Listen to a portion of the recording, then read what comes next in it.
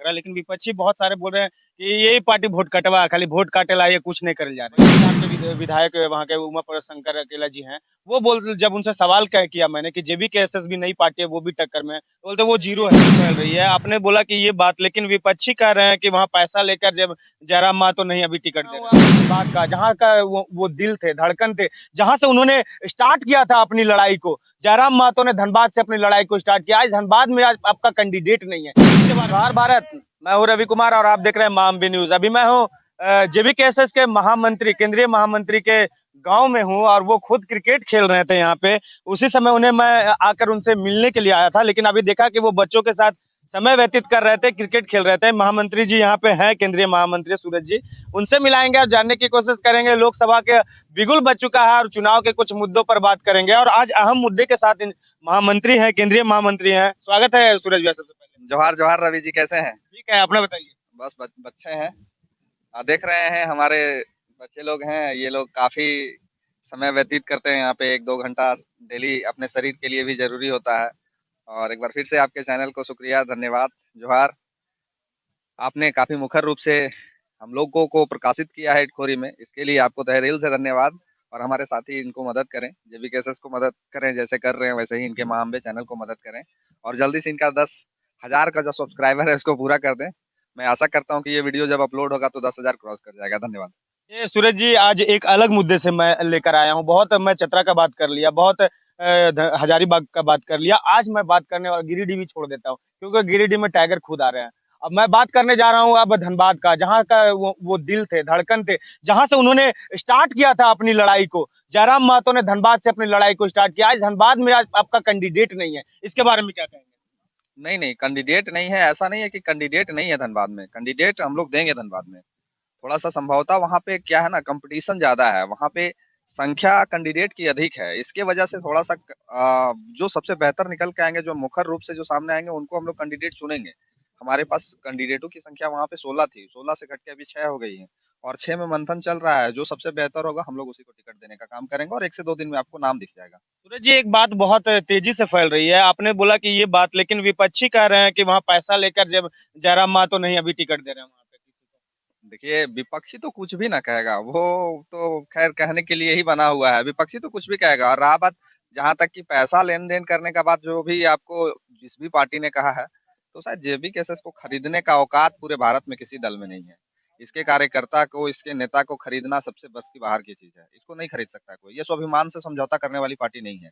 अगर आज स्वाभिमान से समझौता करती तो आज जेबीकेएसएस में भी देखते बहुत सारे लोग बड़ी-बड़ी गाड़ियों से घूमते और काफ़ी अपने आप को मेंटेन करते हैं। आज भी हमारे जो केंद्रीय अध्यक्ष टाइगर हैं, वो गंजी और ट्राउज़र पे पूरे क्षेत्र को भ्रमण कर रहे हैं। ये शायद आपको किसी दल में नहीं देखने को मिलेगा। तो धनबाद में कहीं न कहीं आपकी पार्टी आ रही है। बिल्कुल, बिल्कुल, हम लोग चुनाव लड़ेंगे वहाँ। एक चीज़ और जानना चाहेंगे, अभी कुछ पहले मैंने एक न्यूज़ अपलोड किया है, कुछ देर ही हुआ है। बड़ी विधान के विधायक वहाँ के उमा शंकर अकेला जी हैं, वो जब उनसे सवाल किया मैंने कि जेबीकेएसएस भी नई पार्टी है, वो भी टक्कर में है, तो बोलते वो जीरो है। इसके बारे में क्या कहेंगे? जिनका आपने नाम लिया है, संभवतः वो अपने आप को देख लें। इसके पहले उन्होंने बीजेपी से चुनाव लड़ा और उनके साथ जो कैंडिडेट आपके माता का मंदिर में पूजा करने आए थे, वो संभवतः बीजेपी से थे। अभी उन्होंने पार्टी बदल लिया है, तो पहले तो इनका खुद का ठिकाना नहीं है कि आज किसमें है, कल किसमें चले जाएँगे। आपने देखा होगा कि वो ऋषभ वाटिका, जहाँ से कल तक बीजेपी के लिए एजेंडा सेट किया जाता था, आज वही ऋषभ वाटिका है। लेकिन आज वहाँ कांग्रेस के लिए एजेंडा सेट किया जा रहा है। क्या ये है? पब्लिक दिग्भ्रमित है, क्या है? कि कल वही जयंत सिन्हा जी के घर से बीजेपी के लिए बिगुल फूका जाता था कि बीजेपी का बिगुल फूका जाएगा, पूरा हजारीबाग लोकसभा जीतने के लिए रणनीति तैयार होता था। आज वही ऋषभ वाटिका है जहाँ से उनके पिताजी यशवंत सिन्हा जी बिगुल फूक रहे हैं कि हम लोग कांग्रेस के लिए यहाँ से पूरे हजारीबाग लोकसभा को फतेह करेंगे। तो इनका खुद का ठिकाना नहीं है। ये जो आपने जिनका नाम लिया है, इनका खुद का ठिकाना है। ये पहले बीजेपी से चुनाव लड़ते हैं, फिर कांग्रेस से चुनाव लड़ते हैं। ये लोग अपने जीवन में कितनी बार कितनी पार्टियों में आने जाने का काम किया, ये इनको पता है। रही बात की इन्होंने जो आपने कहा कि हम लोग जीरो पे हैं, तो जैसे आपने सुना होगा कि जब किसी भी दल के लोग जब पूरे विचलित हो जाते हैं ना, तो विपक्षी को अपने सामने में, जैसे कि आप कोई भी एक एग्जांपल मैं आपको देता हूँ कि जब क्रिकेट की 2 टीमें मैदान पे उतरती हैं, तो दोनों ही टीमें ये सोच के उतरती हैं कि हम आज मैच को जीत जाएँगे। जीतता कोई एक ही व्यक्ति है। लेकिन वो दिखाने का क्या प्रयास करती हैं दोनों टीमें कि हम अपने आप में बहुत मजबूत हैं। तो वैसे ही वो अपने आप को मजबूत दिखाने का प्रयास कर रहे हैं कि हम बहुत मजबूत हैं, उसके सामने हम लोग ज़ीरो हैं। हम लोग भी जब बैटिंग करने उतरेंगे तो 2-4 रन तो मारबे करेंगे। तो 4 विपक्षी सूरज दाई बहुत कड़वी बात बोलना चाह रहा हूँ, मुझे भी अच्छा नहीं लग रहा, लेकिन विपक्षी बहुत सारे बोल रहे हैं कि यही पार्टी वोट कटवा, खाली वोट काटे ला, ये कुछ नहीं करे जा रही। इस पे क्या कहेंगे? हम लोग के पास है ही कौन सी जो हम लोग वोट काटेंगे?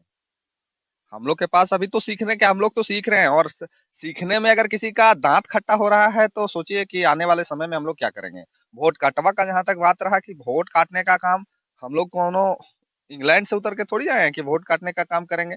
जैसे हमारे एक पार्टी है AIMIM, वो जहां से कैंडिडेट देते हैं कि उनका काम रहता है कि जहां से बीजेपी को लीड कराना वहां वो कैंडिडेट देते हैं और वो वोट काट के बीजेपी को जितवा देते हैं। तो कहीं ना कहीं हम लोग जो कैंडिडेट दे रहे हैं या हम लोग जो चुनाव लड़ रहे हैं, ये वोट काटने का मतलब से चुनाव थोड़ी लग रहे हैं। आप देखिए हजारीबाग, आप देखिए गिरिडीह, आप देखिए रांची।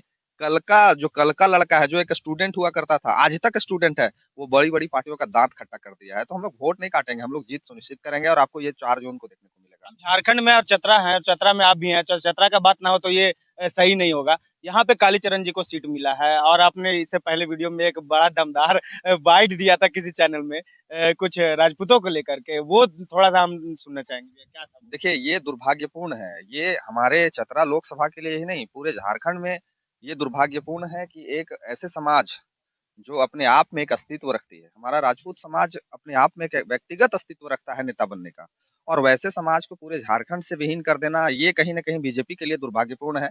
और हम समझते हैं कि इसका जवाब जो वो राजपूत समाज है वो बौखलाने वाला समाज नहीं है। वो क्या बोलते हैं शिवाजी महाराज के समय के वो उनके महाराणा प्रताप जो उनका रणनीति है, उनके रणनीति पे वो सब चलते हैं।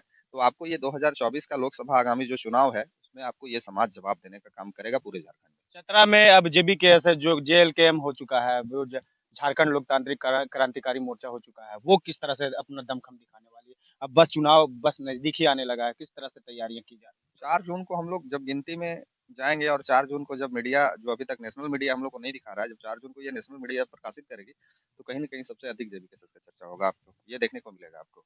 और रही बात कि अभी तक हम लोग कहाँ पे हैं, तो आप देख पा रहे होंगे कि हमारे संजय मेहता हैं, हमारे खुद अध्यक्ष हैं, हमारे देवेंद्र दा हैं, दीपक दा हैं। कल दीपक दा आपके लातेहार के जिले में थे, फिर मनिका गए, फिर वहाँ से नेतरहाट गए। और अभी जो देख रहे होंगे कि सोशल मीडिया पे हमारा जो पोस्ट हो रहा है, वीडियो जो आ रहा है, फोटो जो आ रहा है, दर्री पे बिछा के कैंडिडेट हमारा नीचे सो रहा है। ये स्थिति है जेबीकेएस की, ये परिश्रम है जेबीकेएस की। है? और परिश्रम आप अभी बोला कि आपके पार्टी को खरीद लिया, तो जिस पार्टी को खरीद लेगा उसका कैंडिडेट जमीन पे थोड़ी सोएगा। जो पार्टी बिक जाएगा उसका कैंडिडेट रात में 1-1 बजे तक सभा थोड़ी कराएगा। जिस पार्टी का कैंडिडेट बिक जाएगा उसका जो अध्यक्ष खुद है वो सुबह 7 से लेके रात 1:30 बजे 2 बजे तक कार्यक्रम थोड़ी करेगा। ये दिग्भ्रमित करने के लिए है और पब्लिक को सिर्फ किया जा रहा है कि ये वोट कटवा है, ऐसा कुछ नहीं है। ऐसा आपको देखने को मिलेगा कि चतरा भी हम लोग लीड कर रहे हैं, हजारीबाग भी लीड कर रहे हैं, रांची भी लीड कर रहे हैं, कोडरमा भी लीड कर रहे हैं और हमारा जहाँ से भी प्रत्याशी आता है वहाँ से हम लोग लीड करेंगे। संजय मेहता का कल मैंने एक वीडियो देखा न्यूज़ के दौरान, उन्होंने साफ तौर से दिखाया कि उनके पैकेट में कुछ-कुछ 100, 500 के कुछ नोट रखे हुए थे, अक्षत रखा हुआ था, पैसे रखे हुए थे। वो साफ तौर से कह रहे हैं ये चंदा दिया जा रहा है, प्यार दिया जा रहा है, इसके बारे में थोड़ा-सा बिल्कुल, वो तो ऑन कैमरा वहाँ पे एक व्यक्ति ने आया और उनको ₹100 देने का काम किया, उनके पैकेट में देने का काम किया। तो ये बिल्कुल सच्चाई है, वो जहाँ भी जा रहे हैं उनको बहुत सारा प्यार मिल रहा है। कोई माँ अक्षत दे रही है निहुच के, कोई कोई मने फूल दे रहा है कि इसको रखिए, कोई ₹10, ₹11, ₹100 ये प्यार है और ये प्यार आपको वोटिंग के माध्यम से संजय दा को भी मिलेगा और तमाम कैंडिडेटों को हम लोग को मिलेगा। अभी सूरज दा के हम गाँव में थे और सूरज दा के बाइट ले रहे थे। उन्होंने साफ तौर से कहा कि ये पार्टी अपनी स्वभाव से और अपने स्वाभिमान से कभी कॉम्प्रोमाइज़ नहीं करने वाली पार्टी है। कोई इसे पैसा से खरीद नहीं सकता। ये स्वाभिमान से कभी कॉम्प्रोमाइज़ नहीं करेगी। अभी उनके गाँव में हूँ और कई बच्चे यहाँ खेल रहे हैं, कई लोग यहाँ खेल रहे हैं और क्रिकेट खुद खेल रहे थे, ये आनंद भी ले रहे थे और इन लोगों के नवयुवक पार्टी को देख के मुझे भी थोड़ा क्रिकेट खेलने का मन किया। लेकिन कुछ दोस्त हैं यहाँ पे, उनसे मिलाते हैं। भैया आप इनके गाँव से हैं, क्या जानते हैं जयराम महतो के बारे में? जयराम महतो कैसे व्यक्तित्व के इंसान? देखिए, नमस्कार भैया। जयराम महतो एक व्यक्ति नहीं है, वो विचारधारा है। जयराम महतो एक विचारधारा है जो कि अभी पूरा झारखंड में आपको देखने को मिलेगा। यहीं कुछ दिन पहले आप लोग देखे होंगे कि वो दिल्ली गए हुए थे, ऐसे घूमने गए हुए थे किसी से मिलने। तो वहाँ का सभा देख के ऐसे हम झारखंडियों को बहुत गर्व महसूस हुआ था और बहुत अच्छा लगा था जो कि वहाँ पे एकदम भीड़ उमड़ गया था। दिल्ली में जगह नहीं था पैर रखने का, जहाँ पे टाइगर जयराम महतो थे। तो इससे कहीं न कहीं अब पता चलने लगा कि झारखंड का लोग जागरूक हो गया। अब वो जान रहा है कि किसे हमें चुनना है, किसे पद पे बैठाना है। जयराम महतो एक स्टूडेंट थे, हम लोगों की तरह, हम लोग भी पढ़ते हैं, वो भी एक स्टूडेंट थे। वो अभी उनको हम झारखंडियों के लिए आवाज़ उठाना पड़ा, क्योंकि आप देख सकते हैं झारखंड में कितना खनन हो रहा है, कितना खनन उत्पादन, कितना सारा प्लांट बाहर-बाहर से आके आदमी लोग दे रहा है। लेकिन हम झारखंडियों को कोई भी एक ऐसा भी कोई भी प्रकार का रोज़गार नहीं मिल पा रहा। तो उसके चलते जयराम दा को हम लोगों के लिए आवाज़ उठाना पड़ा। और ये मेरा विचार नहीं है, ये पूरा झारखंड के युवा का विचार है कि इस बार 2024 में जयराम दा को पूर्ण बहुमत से जिताया जाएगा। धन्यवाद, बहुत बड़ी बात कही है और सच में सूरज दा आपके जैसे तो यहाँ पे बहुत सारे हैं। ये सब तो लग रहा है आने वाले शेर खुद बन रहे हैं, टाइगर बन रहे हैं। और आने वाले समय में बता देते हैं जयराम महतो ने जिस तरह से आग लगाई है इस राजनीति की, आने वाले समय में झारखंड खास करके आपको बदलाव की ओर अग्रसर नजर आ रहा है। तो कहीं न कहीं अभी मैं केंद्रीय महामंत्री सूरज दा के इस गाँव में था और ये सुहाना मौसम आज था, इसलिए उनके गाँव आया और गाँव में देखिए बच्चे इतने प्यारे-प्यारे यहाँ पे हैं, वो खेल रहे हैं, आनंद ले रहे हैं और राजनीति की बात हो रही थी। बहुत मजा आया सूरज दा से मैं रूबरू, चुनाव तक इन्हें मैं नहीं छोड़ूंगा, चुनाव तक डिस्टर्ब करते रहूंगा क्योंकि इनकी बातें सभी तक पहुंचती है और सबके दिलों में जाती है। तो कैसा लगा खबर ये जरूर बताइएगा, अपना कमेंट जरूर दीजिएगा और कमेंट में अपना प्यार जरूर बरसाइएगा। मैं हूं रवि कुमार और आप देख रहे हैं मामवी न्यूज।